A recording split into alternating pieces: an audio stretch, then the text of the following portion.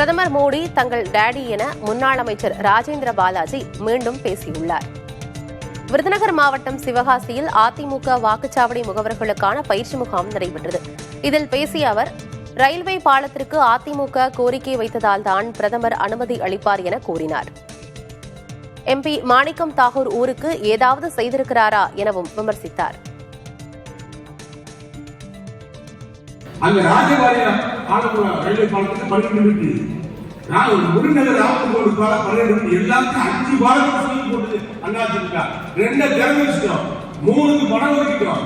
ஆட்சி மாற்ற வச்சு நீங்க வந்தீங்க, காலத்தை நிப்பாட்டினீங்க, அப்படி லேட் பண்ணீங்க, திரும்ப அதுக்கப்புறம் டெண்டர் வச்சு வேலை செஞ்சீங்க. அதை நான் பண்ண சொல்றேன், நீங்க செஞ்சிருக்கீங்க.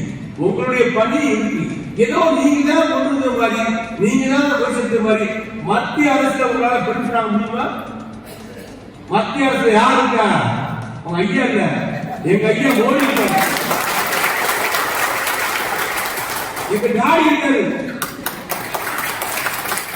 நாங்க சொன்னாதான் ரயிலுக்கு அனுப்பி கொடுப்பாரு.